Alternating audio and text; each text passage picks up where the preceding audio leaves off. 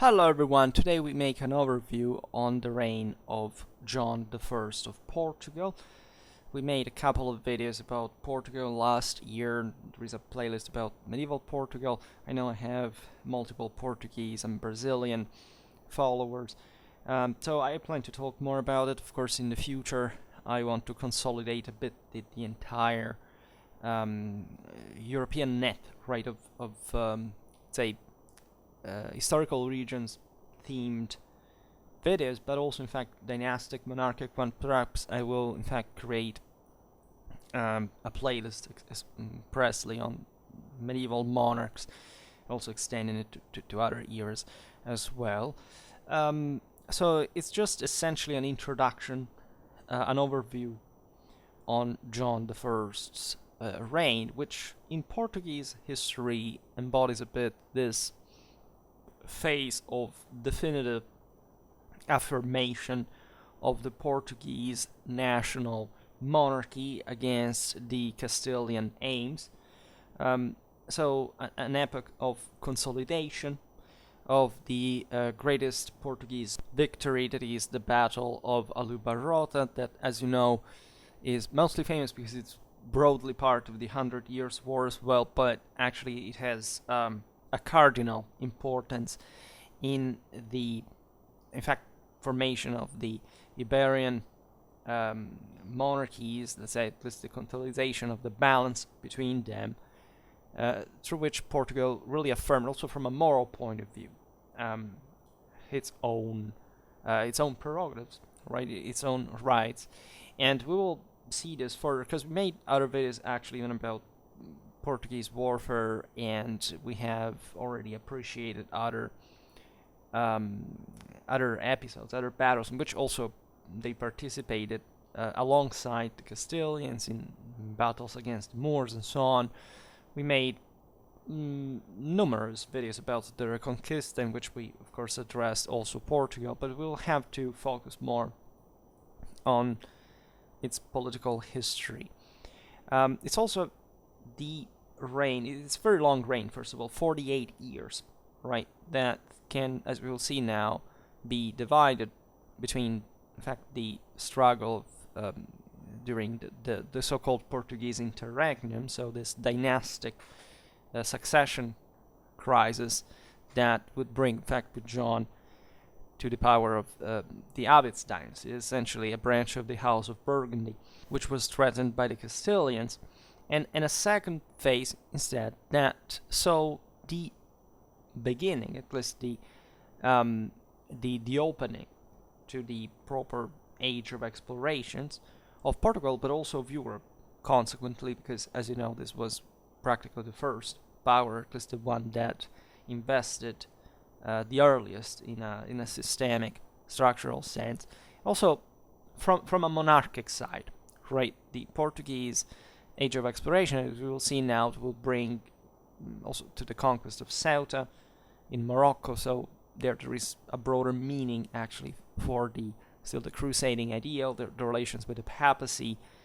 In a sense, the proof that Christian Iberia had passed to counterattack properly on African soil, but also this early proper geographical explanation with the discoveries of the Azores, of the Canaries, that initially was costly and apparently not even worth it, but as you know, would lay the first foundations of the Portuguese Empire, and it's worth considering from the monarchic policy and what it embodied, especially from that sense of, in fact, ruling ideology, right? It was these enterprises meant also for the internal balance of Portugal and the exaltation of the monarchy in its achievements.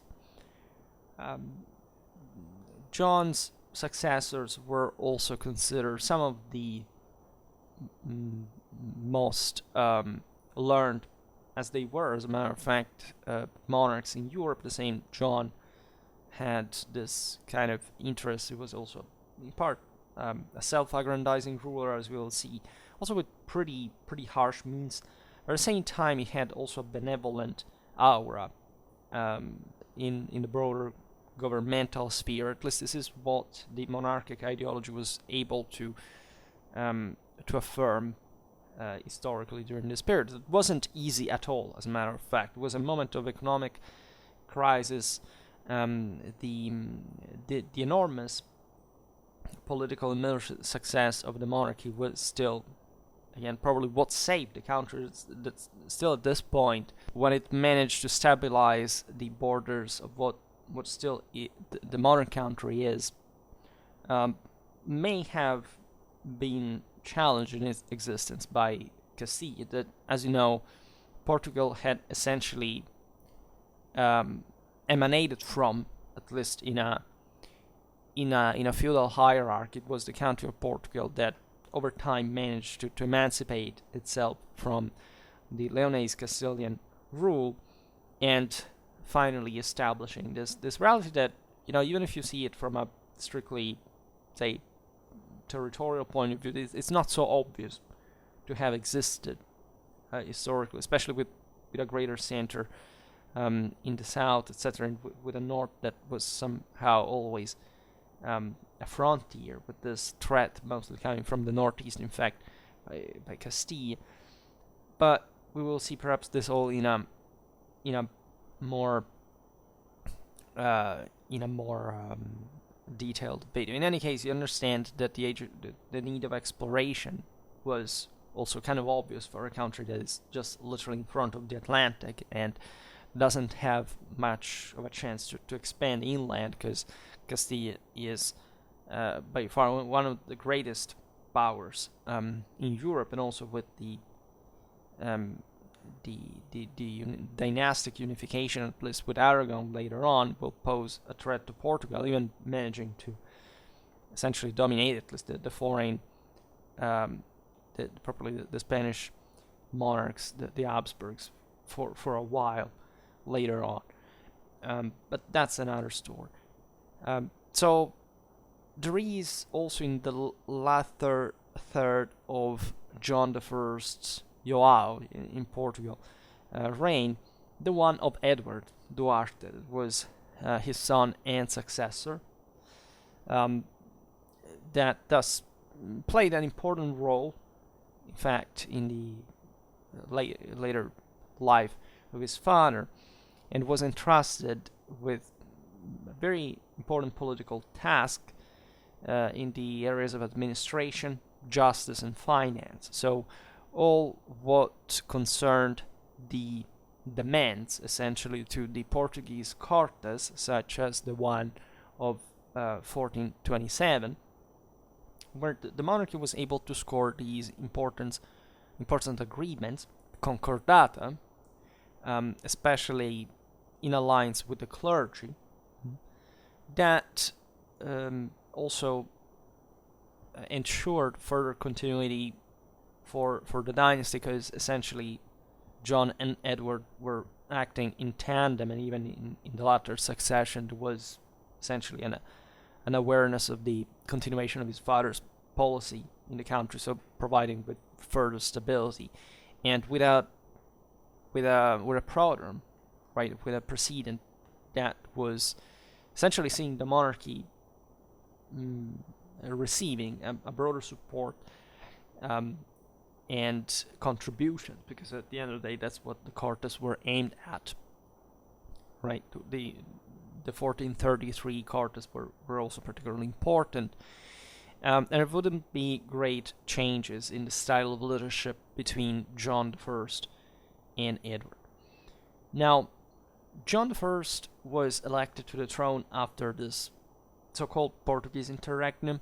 It was a pretty troubled time, because his sister, so the daughter of their father Ferdinand I, had married the King of Castile, and she was de facto claiming not just her Portuguese inheritance as queen of the country, but also she was essentially backed by her husband, who was seeking to essentially to take control in the country as well.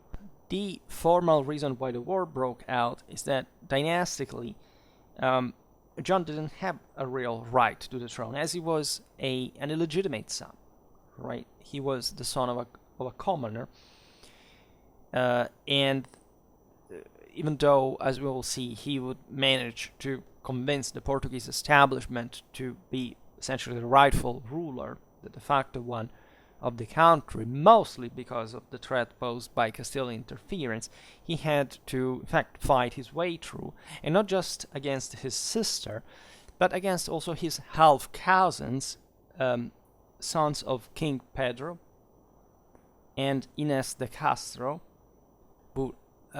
whose history is, one of the darkest and most kind of macabre in the entire, say, medieval royalty, and that I discussed in the video about medieval Portugal as a very short introduction.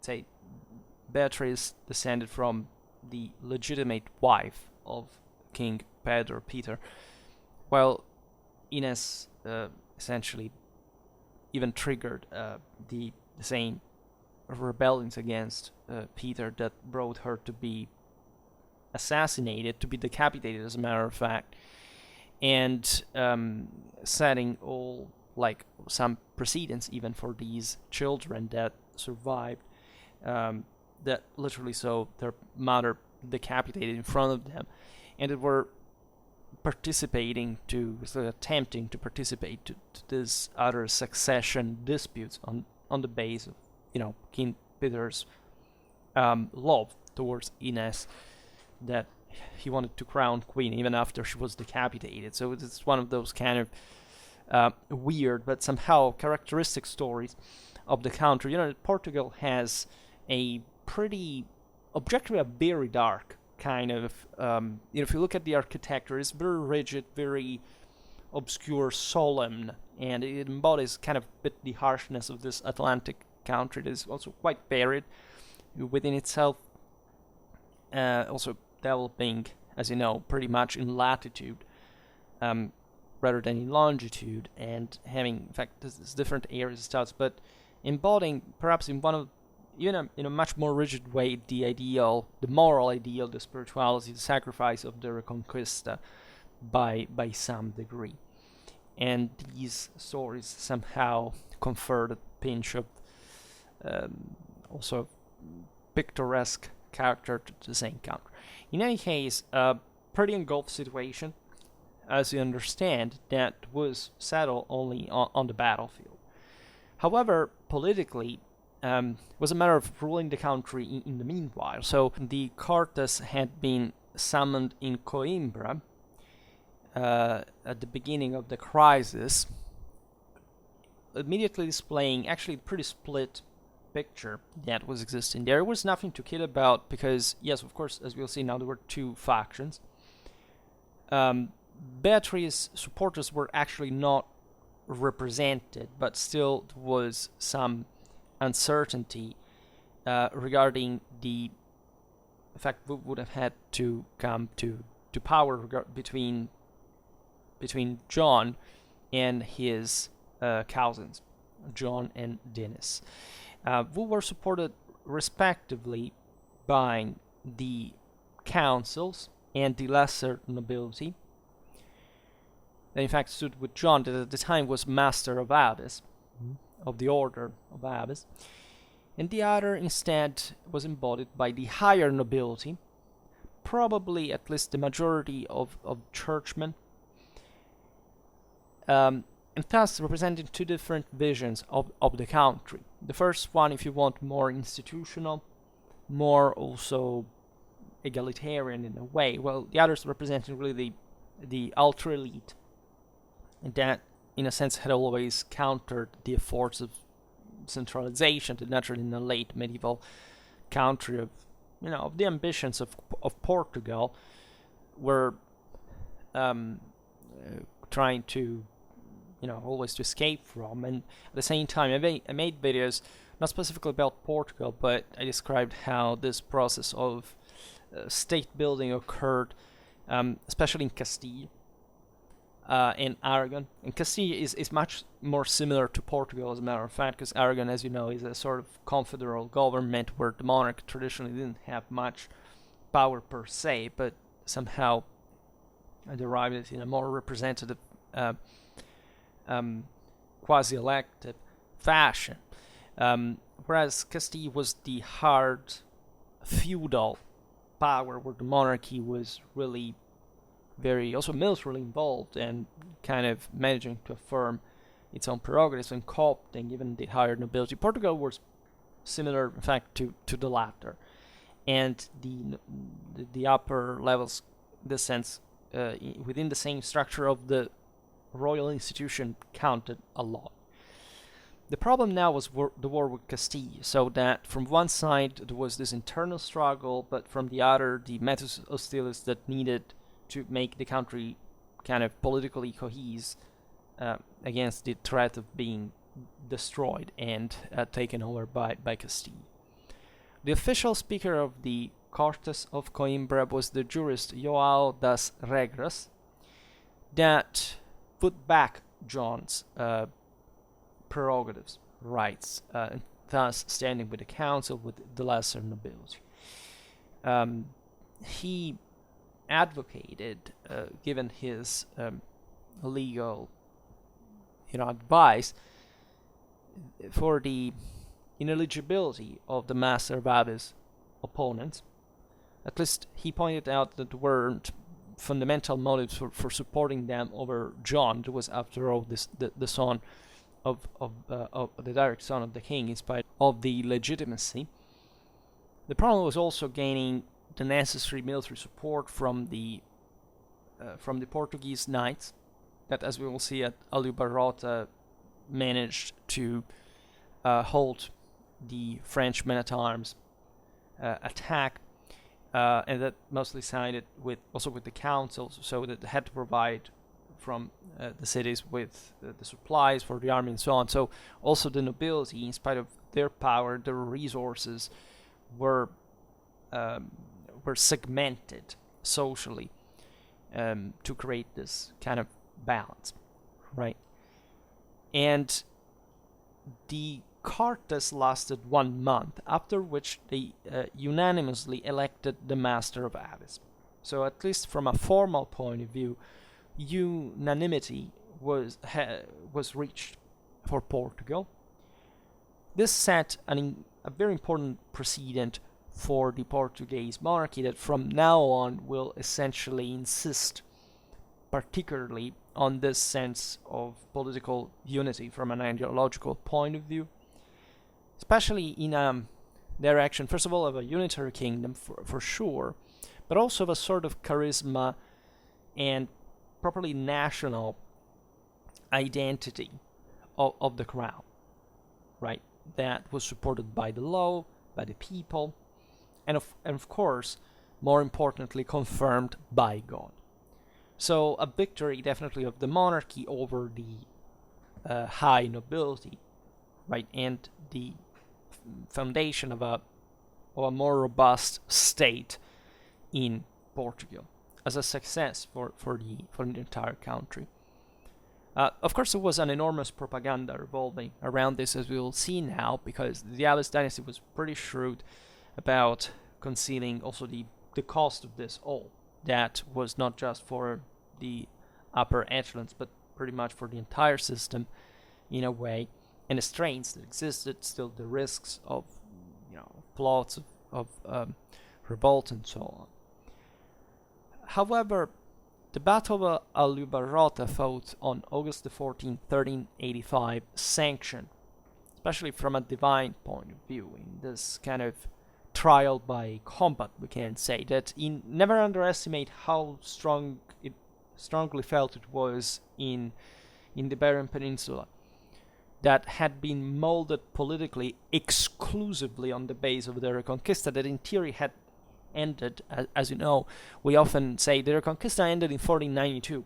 This is not true. That was not a Reconquista. The Reconquista finished in the moment, in the 13th century, in which essentially all the Moorish polities in the Iberian Peninsula declared themselves vassals of the Christian kings, right? And that we've seen it often in the videos on the Mudéjars, also recently on the Paria system, etc. It was absolutely normal. There were lots of Muslim vassals within the Christian kingdoms of Iberia, and the thing went on for a very long time, and that's why it concluded itself also in 1492. But this is true also for kind of these other environments, right? Historically, as you know, the frontier had remained, even apart from a cultural, religious point of view. In any case, the Battle of Aljubarrota didn't have to do with this. It was part of a broader struggle between, in fact, Portugal, that was backed by England, and Castile, that was backed by Aragon, France. There were some also Italian troops. So it was a major showdown. It's one of the most important battles of the period that I will make a video on. I made a couple of videos about late medieval Iberian battles, but we didn't talk about Aljubarrota, that is actually the most important, arguably, at least within this specific clash between the two the two main Iberian powers, because the crown of Aragon at least stretched, as you know, also on outside the Iberian Peninsula in its power. It was also the most dangerous moment in John I's reign, because of course the defeat would have meant annihilation, or at least the disintegration of also much of the foundations of properly Portuguese royal power. The battle is quite interesting. Again, we will hopefully see it at some point. It was somehow resembling the battles of the 100 Years' War, also because there were wings of English archers. On the Portuguese wings, there was this entrenched position. The French men-at-arms dismounted, attacking on foot without waiting the rest of the Castilian army. And there is this intense struggle in the center, and so on. But eventually, the Portuguese managed to prevail, right? And also with this important loyalty of the Portuguese men-at-arms that embodied the military hardcore of the kingdom. Consider that, again, if Beatrice had won, her husband would have sought to rule. Portugal would have been ruled in this already broader dynastic sum of Castile and Portugal. It would probably shifted the later dynastic mechanisms that brought to the unification of Castile and Aragon in the late 15th century. So history would have been radically different, as always, even from, this was an important battle, but in the bigger picture, like a relatively minor event. The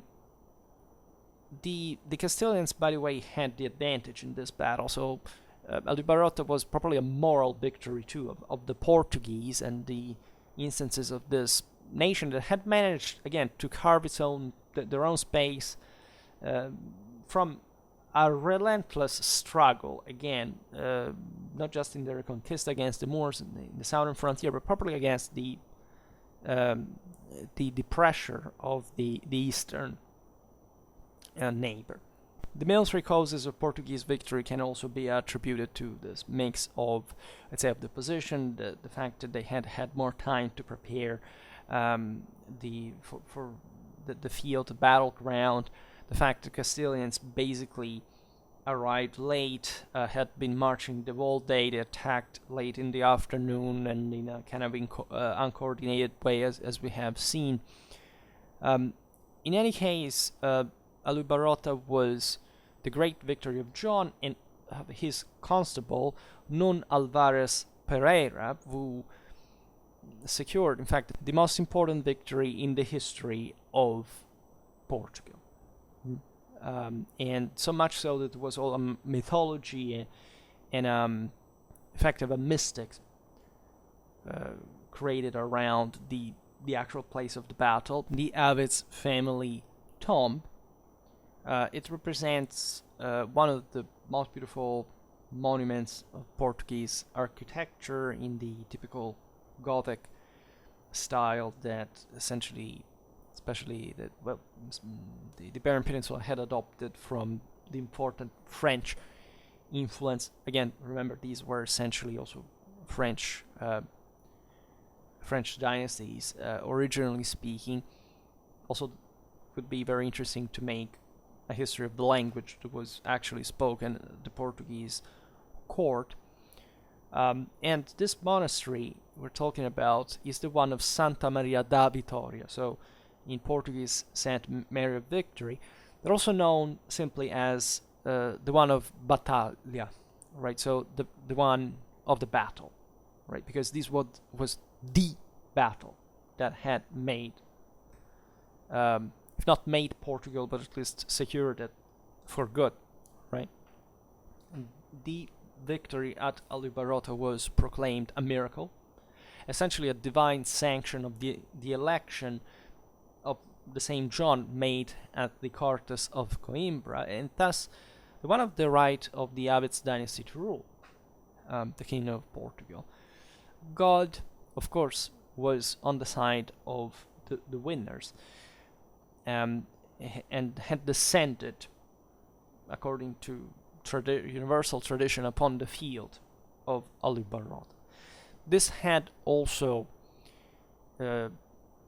essentially sanctioned the righteousness of the entire Abbott's program. For example, the juridical prestige and thus the legal basis of the dynasty as they had been formulated by João das Regras, that, as we have seen, had been basically the at least John's lawyer during the Cortes of Coimbra.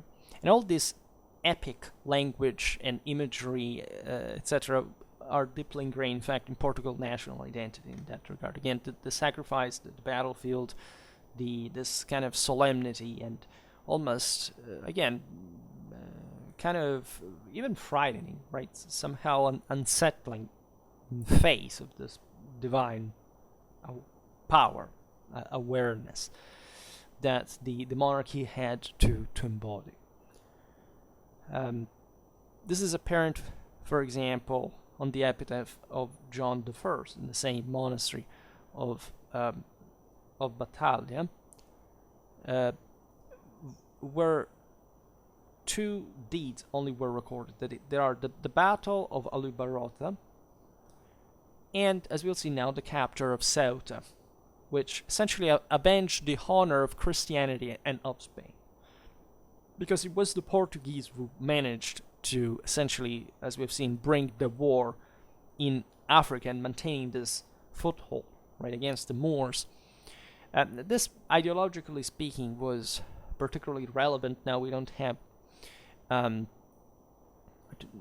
time to explain what the Castilian perspective in this whole thing was, because obviously that was actually the kingdom that made the most during their conquista.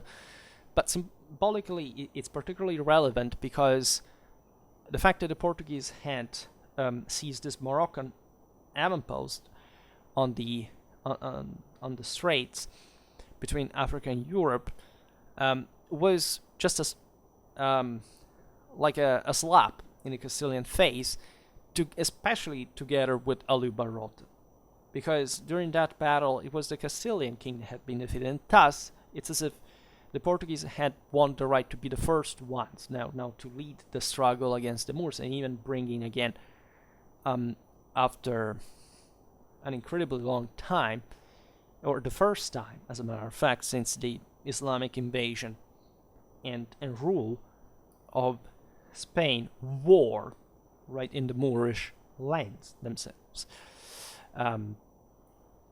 So, as we will see, Ceuta was not exactly a complete success for many reasons, but ideologically it was so important that the moral and political impact of this event could compensate also for the great costs and so on. The Battle of Aljubarrota even brought to some towns and villages that had remained, say, in the Portugal-Castilian frontier to side with John.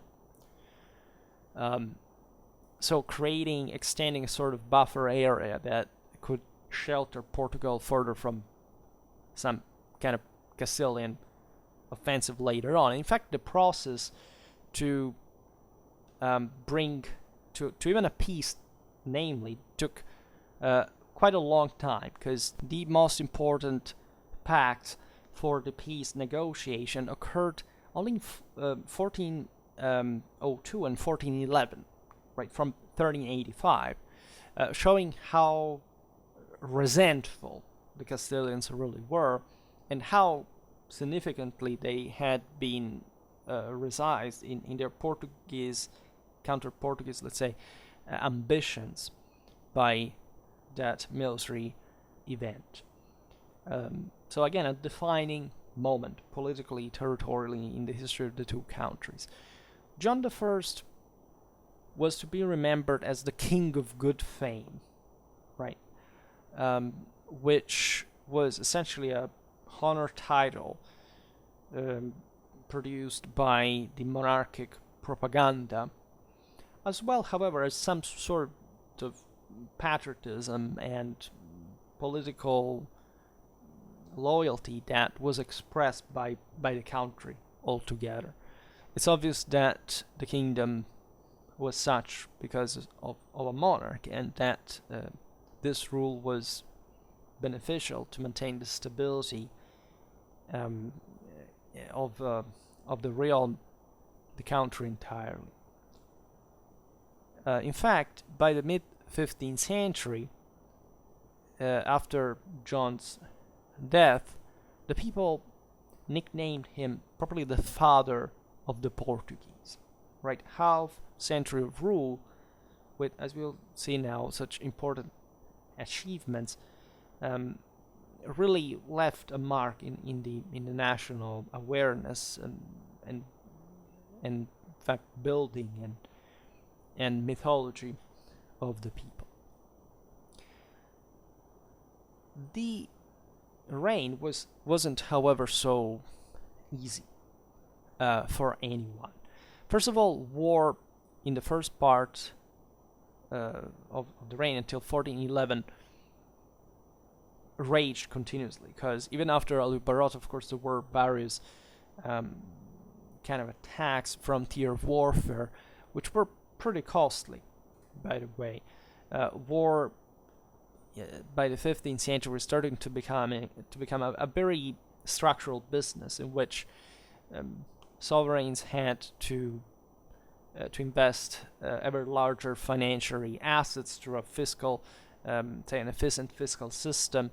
Also, artillery was coming to affect further these costs, because it was needed in an ever greater number, and so all the issues coming from certain standardization, production, the logistics of it all were to be taken care by the kingdoms adequately. According to the records of the Cortes of Portugal, the popular traditional complaints were against the, let's say, in fact, the establishment in general, from, of course, the enormous immunities and privileges that the higher nobility, especially the clergy, enjoyed over the rest of the country. Again, Portugal was very much of a feudal country, right? It had, of course, a maritime dimension, but the essence of the country was heavily feudal, also by European standards. There were extraordinary taxes, the pedidos, so literally the asked ones, the asked things, that were essentially just chronically affirmed, right? Even introduced without consultation with the Cortes, and employed for uses that were not the ones of national defense only, that traditionally had been the most justifying reason, right? Just think about like how even this imposing monastery of St. Mary victory could cost for a country like Portugal or other all other resources that were drawn from by the monarchy, also to keep the nobility at bay, etc. Plus, there were some indirect communal taxes, the seizures, which were seen nothing short of but kind of a tantamount robbery, right? Just every once in a while, cities were asked a certain amount of precious metals, pretty large ones, and you had to go with that, because otherwise the king would literally come and seize control of the city and get the stuff anyway.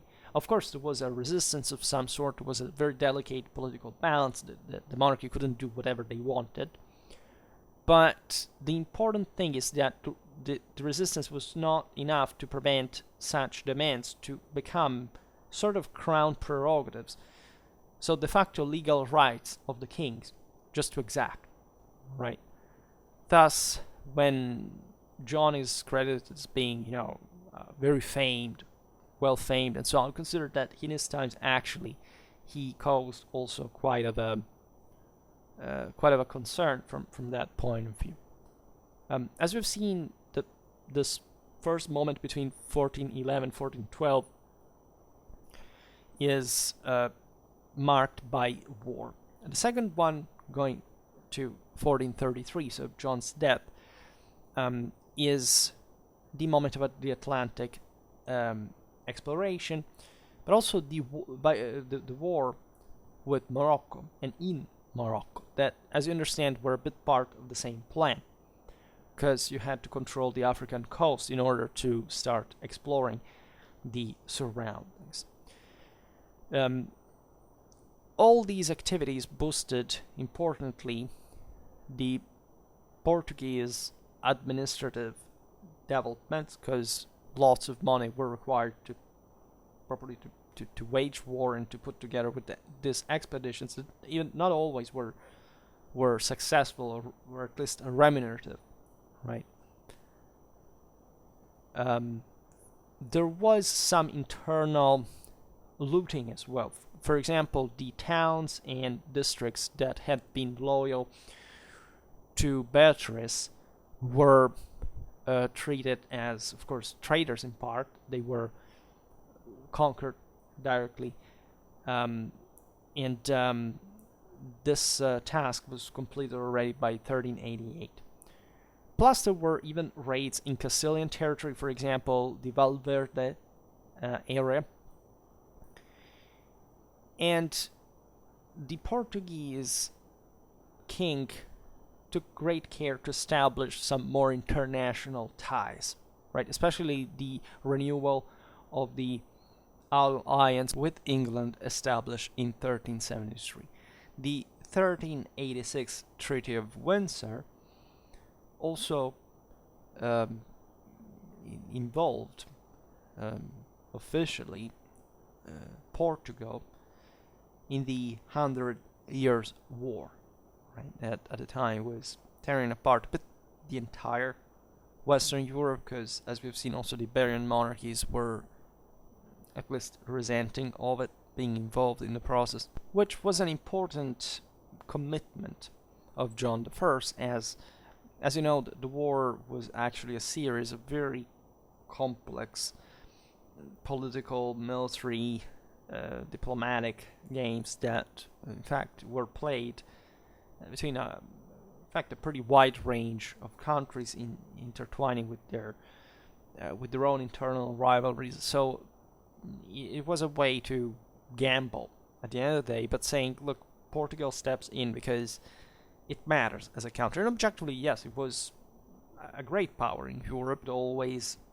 pressured Castile and couldn't be quite dislodged so easily, at least as its enemies had thought would be possible before.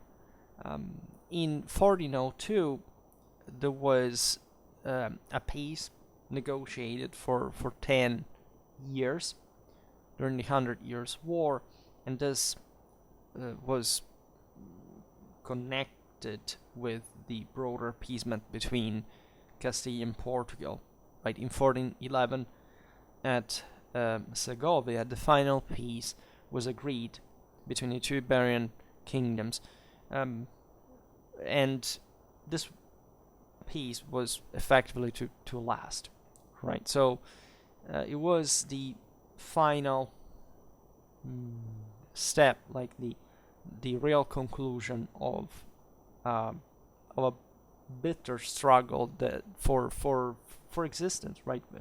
Right, fighting against annihilation that the Portuguese had won. And this conferred the country a broader stability that John used to expand its boundaries. Consider that this broader wars with Castile had been going on, at least in this almost non-stop fashion, at least with a persistent conflict and desire to reverse the kind of Portuguese independence since 1297, right?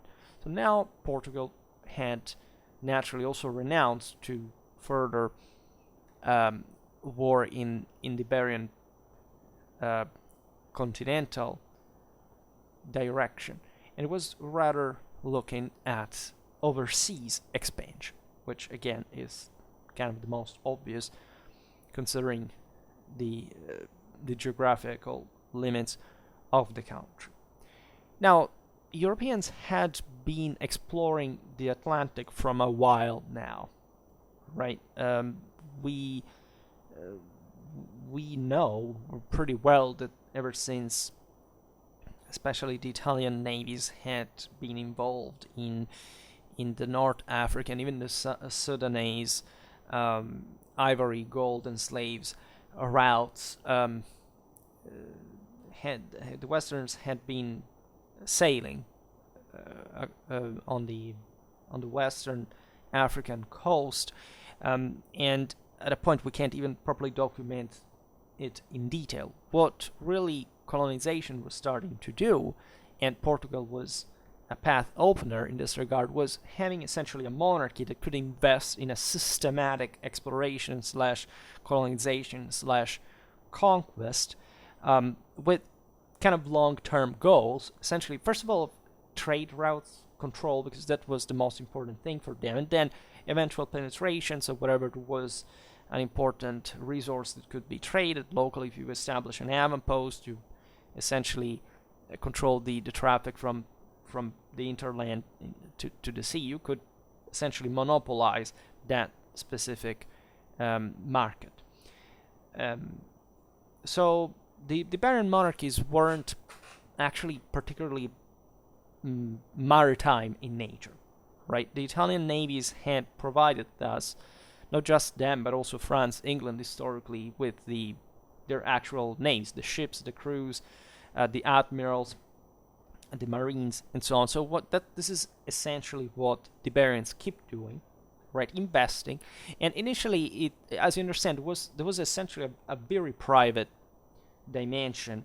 Most of these expeditions had been carried out privately, and if you were a great kind of, I don't know, Genoese or Catalan, let's say, nobleman with controlled important households, shipyards, and galleys, and so on, you could simply say, okay, well, let's go, or let's send somebody to check whether that area is kind of permeable, if there are opportunities. And it was naturally a florid market, also because the Africans normally traded in that same way. They were the first ones to sell slaves to the Europeans, because that's basically what entirely the Africans did. I mean, these were the Islamic powers in the north were somehow more settled realities that mostly controlled these routes. It was mostly about slave trade, and not only, of course, but especially the Reconquista, as we will see now, from both Iberia and Africa, was about also legitimizing still a pretty intense slave trade because of the fact that the religious divide, and so the nature of that conflict.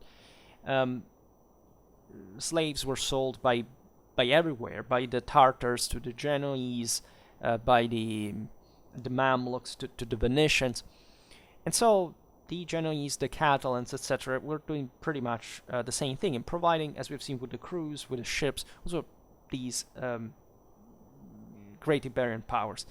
Castile had, by seizing Seville in the in the 13th century, essentially managed to open her own important port on the Atlantic, right? That is true for the entire Iberian Peninsula. Portugal at this point was beginning to develop its own ports as well, that, as you understand, were also more numerous than the Castilian ones. I made a video about the late medieval Castilian fleet organization, so this was also the time which the local monarchies began to maintain, just like in the armies, like basically all the great powers in Europe were doing, like a tiny permanent force.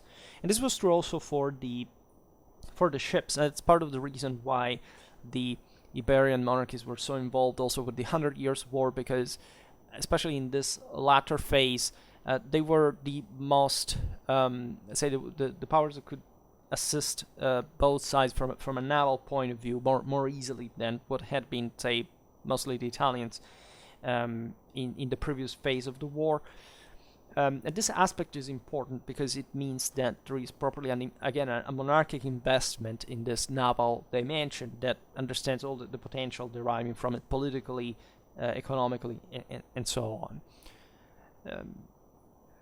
The expansion was not easy because, of course, especially the closest African land was populated by significant powers, right? Mostly the Marinids, the other dynasties. Morocco was pretty turbulent, right? There were these coastal centers that, of course, local dynasties tried to build some sort of state from, and then the Berber hinterland was kind of wild or tribal, and that caused always great problems.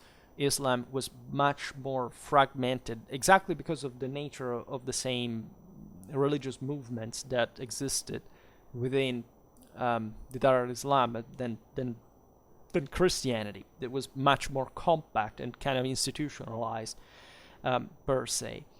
In any case, these were kind of warlike, effective peoples. Historically, the Moors had in fact, also a better navy than the Christian one in the Iberian Peninsula.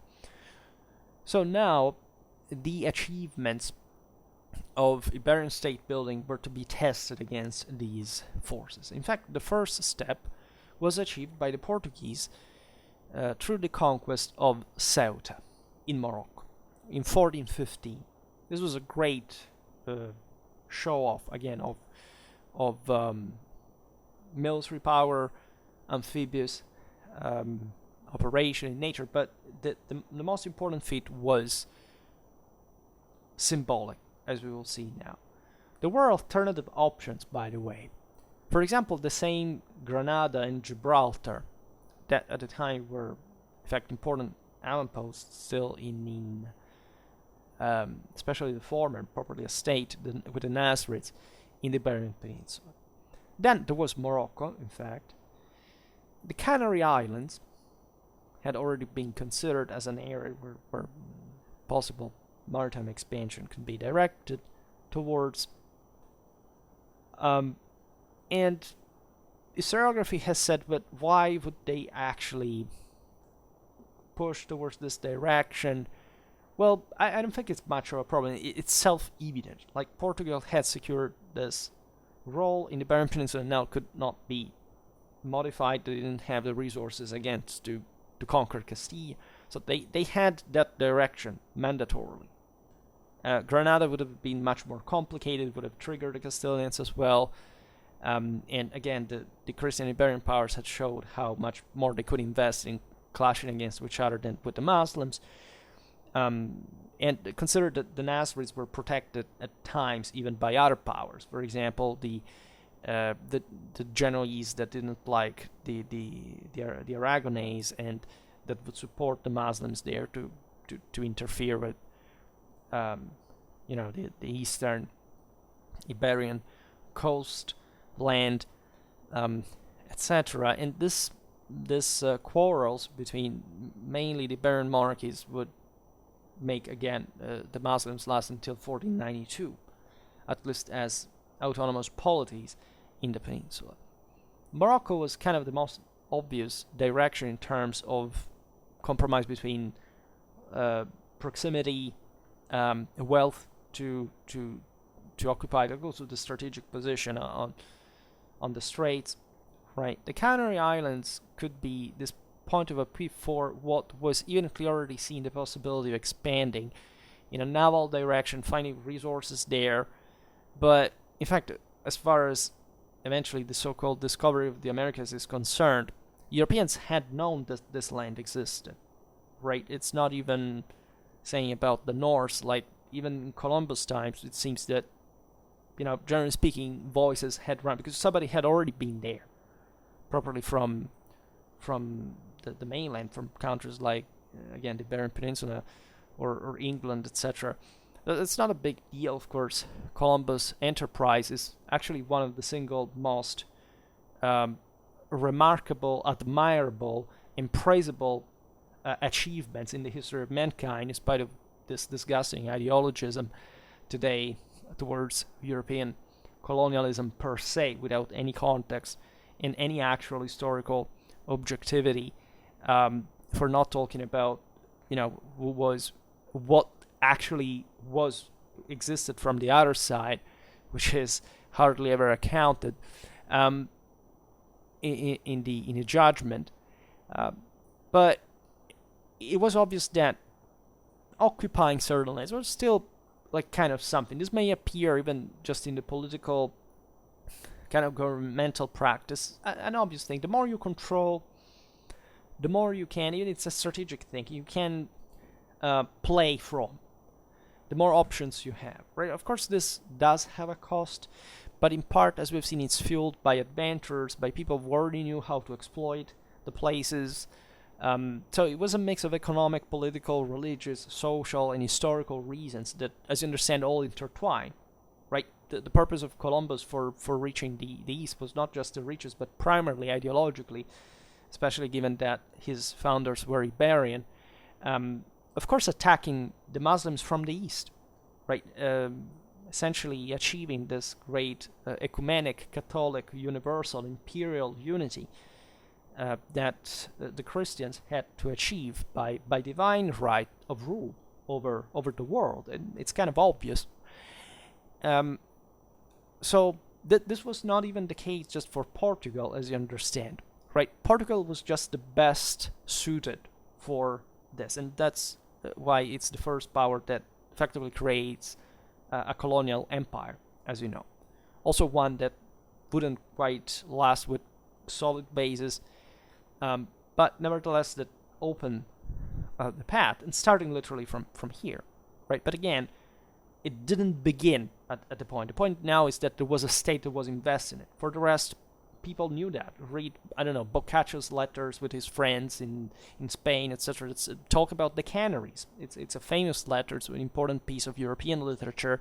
And we're talking about the mid-14th century.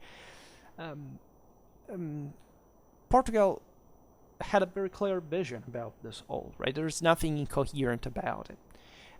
The point is, again, it's a gamble, right? The cost-benefit ratio that is unpredictable by a certain extent, but that protracting over time and eventually opening the Europeans their world domination is also retrospectively kind of with insight that the most successful intuition, considering the options, right? So the Portuguese have the merit of having believed the earliest in this, also because they were better better suited for it, of course.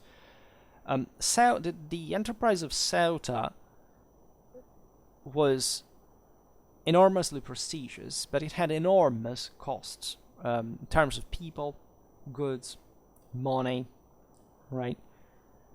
And the main protesters against the monarchic colonial policy in this regard came from the commoners, the bourgeoisie. So also people, especially the latter, as you understand, were involved somehow in the Portuguese coastal cities, in also the maritime business. So probably the way it was handled was not just the one they would have done it accordingly, but this doesn't necessarily have to do with properly the concept of conquest and continuous occupation of Ceuta per se. Rather, perhaps the way it was, generally speaking, carried out, right? Ceuta did cost, right? What these estates were complaining about was mainly that, wasn't again the achievement per se, and there was some revenues deriving from it at the same time. But again, this costs mostly were deriving from the honor, the titles that corresponded to the colonial rule per se, and this belonged to the highest levels of Portuguese society, not just to the middle classes per se.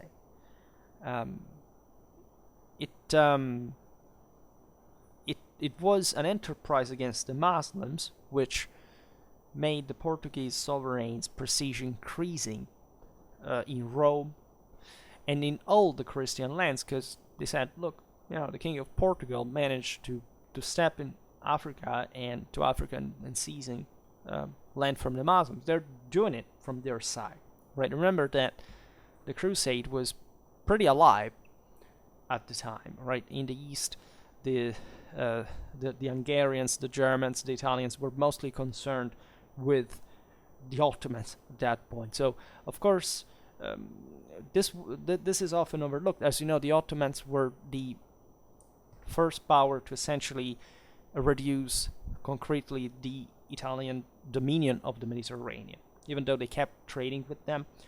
But of course, the opening of the Atlantic routes corresponded in part also to this big problem that the Ottomans now had blocked the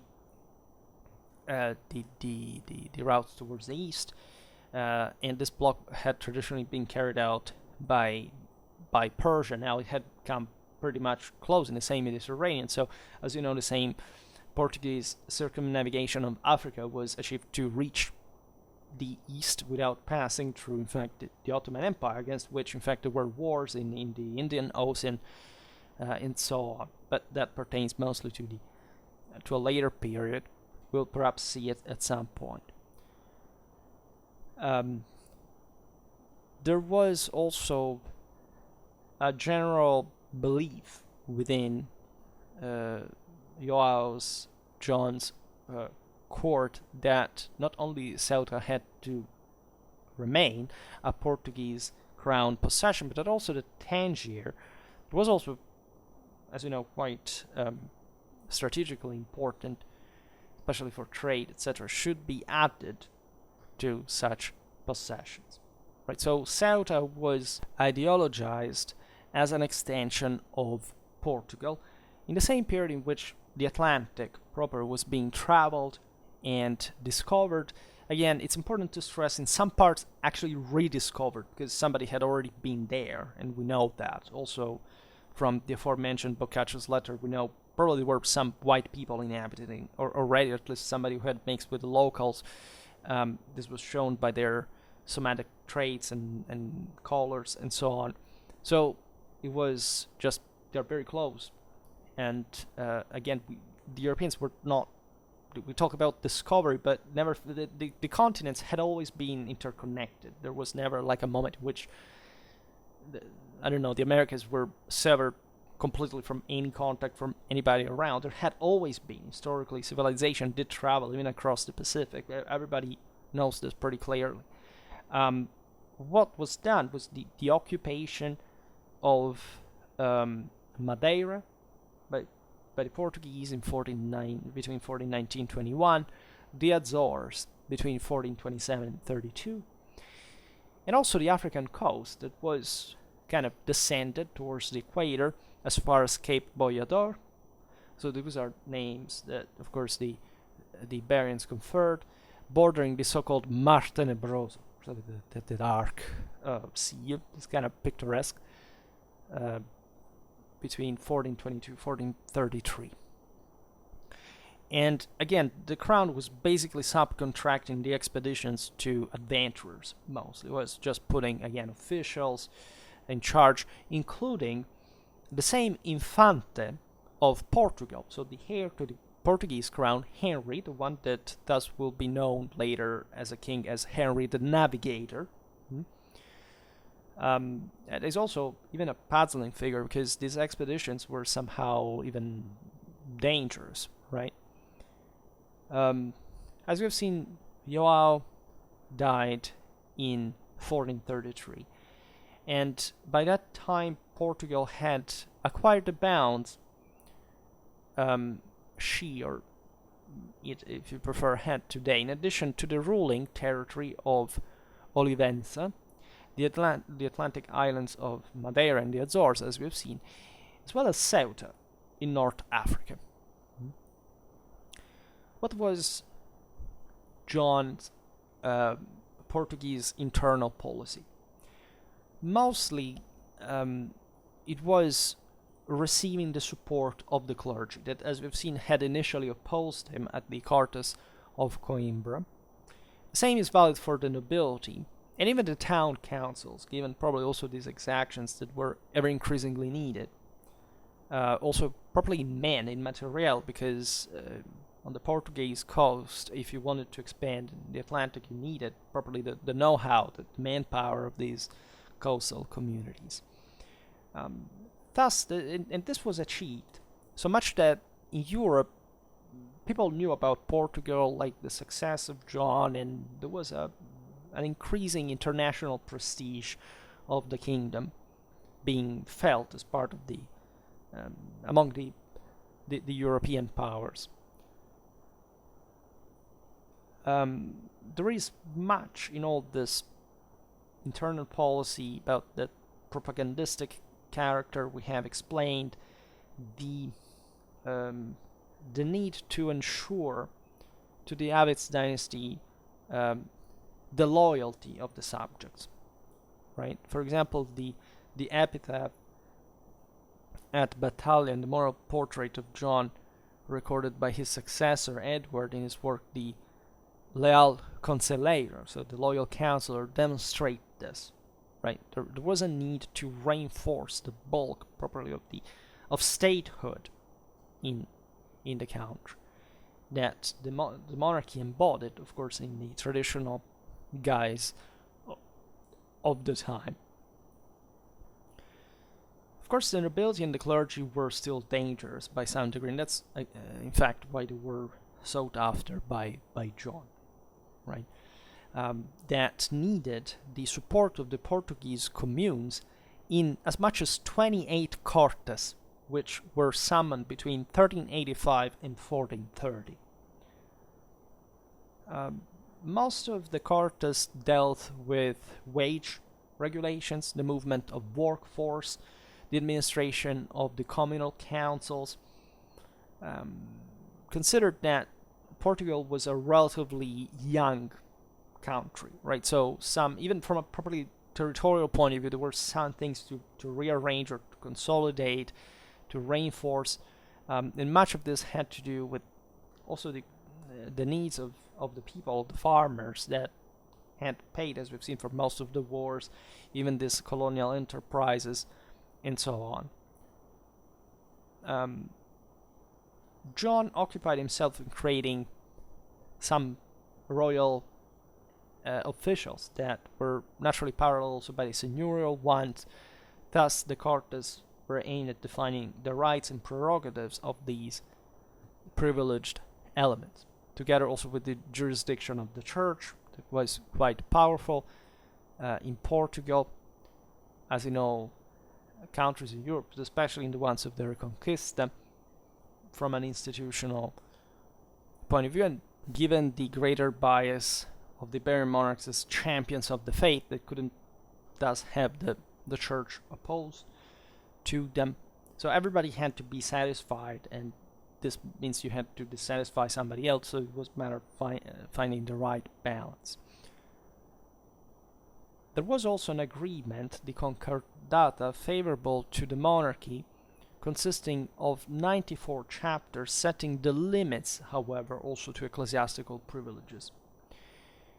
Why? Because, of course, the ecclesiastical power revolves also around the degree of intervention of the Pope, right? To which Portugal essentially owed its same existence as a country, but that had meant giving something to Rome in the process. So the important thing was limiting, if you want, the church through the papal intervention, but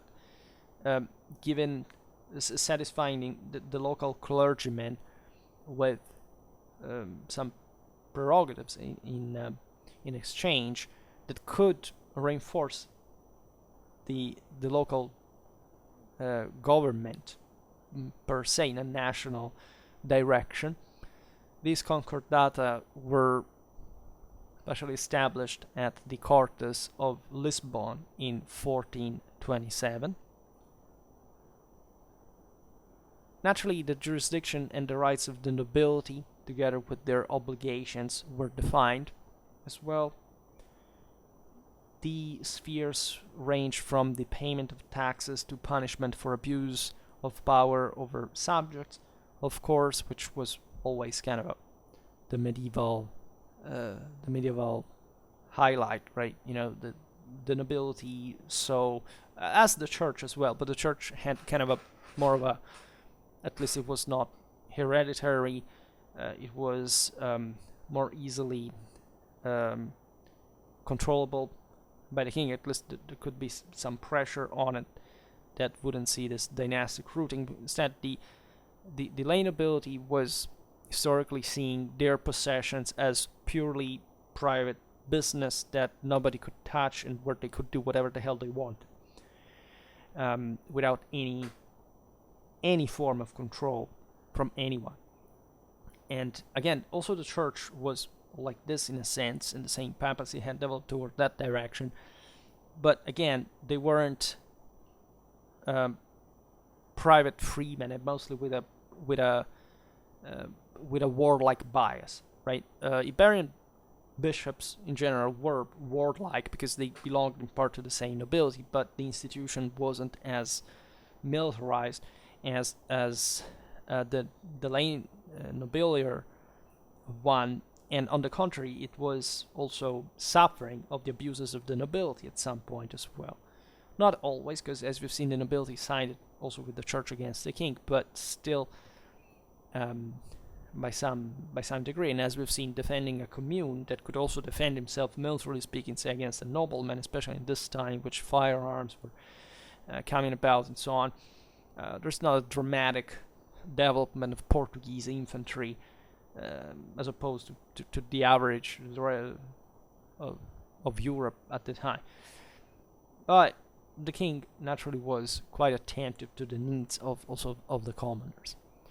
There is the so-called mental law, literally in Portuguese, the lei mental, applied before it was ever published by the king, clearly showing the degree of charisma, prestige, and authority that John had not just acquired, but also somehow institutionalized, also receiving the obedience of, paradoxically, the most competitive great estate in Portugal, that of the constable, and as we've seen, winner at the Battle of Aljubarrota, Nun'Alvares Pereira. So there you have properly the strongest forces of the realm under royal control. Speaking of the communal councils, the king pushed towards centralization, right? The main attitude was imposing the authority of royal judges in the councils that naturally appealed to the sovereign at some point, but that's so now the presence of this central officials ever more constant and also demanding, as we've seen, to the same communes. A war was the main contribution required, that was financed through communal taxes. As we've seen, also the imposition of extraordinary ones. From one side you have the constant contribution, from the other the extraordinary one, but John works to normalize the state of things as the normal dichotomy, so where it would be even normal to accept the extraordinary ones as essentially as some sort of periodical contribution, at the king's discretion. Naturally, he had to motivate these levies, as they weren't just something he would have done. He hadn't been so strained by the international demands, the war, etc., not just the mere demand of the crown. There was, of course, always a reliance on the Cortes decision, however, right? As far as the regular contributions were concerned, these were fundamentally accepted, right? The same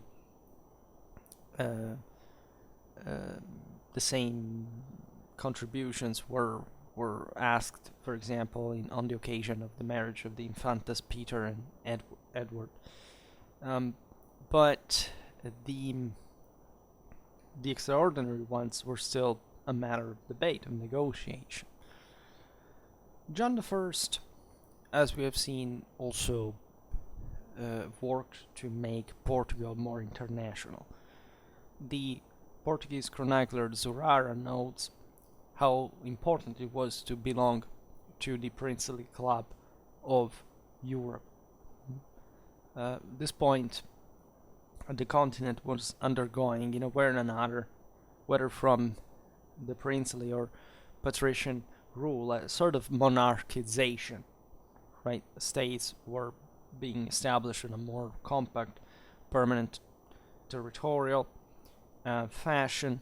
This was a product also of the crystallization of the oligarchies all over the continent, very far from how you've been described the Renaissance, like the people gaining power and importance. No, this was done within, if not under properly, the monarchic construction, and social mobility was much more difficult than before, right? But just because of the broader conditions of the time, not just the monarchic policy that was actually channeling the forces, as we'll see, in an ever more orderly kind of in fact, a controllable way to prevent disorder. Portugal came to be connected through the safe and traditional process of matrimonial ties with Aragon, Burgundy, England. In the last case, ties were already established by Philip of Lancaster, the wife of the king, which, as we've seen, consolidated properly an English alliance on the longer run, furthermore. There were interesting relations between Portugal and the Empire. As you know, there were marriages also with the Holy Roman Emperor, with Hungary. There were important relations with the papacy, important exchange of embassies, especially as far as the capture of Ceuta was concerned, because this was essentially blessed by the Pope as a crusade formally in international law, and this allowed the Portuguese essentially to sell legally the prisoners of war as slaves. So a broader success, recognition, and entering of Portugal in the club of great powers of Europe. It can be said that when John II died on August the 13th, 1433, this king, that as we've seen was illegitimate, had to struggle for his throne, and together with the same country, had actually achieved a lot, right? In spite of all the opposition he had met, Portugal would benefit from it on the longer run. Victory in battle was achieved together with the independence of the country, and John's reputation was somehow engraved in the national mythology of Portugal as, in fact, the success of the Avids dynasty and their rule on the country at large. So obviously we will come across John the First's reign, not much because it's rather long, as you have seen, but because of all these achievements, and also just the military history will bring us there. For today, however, I stop it here. I just hope that you enjoyed this video. If you did, please share it, otherwise leave a like or subscribe to my channel if you're interested in my upcoming content. And for now, I thank you heartily for listening to me. I wish you a nice time and see you next time. Bye.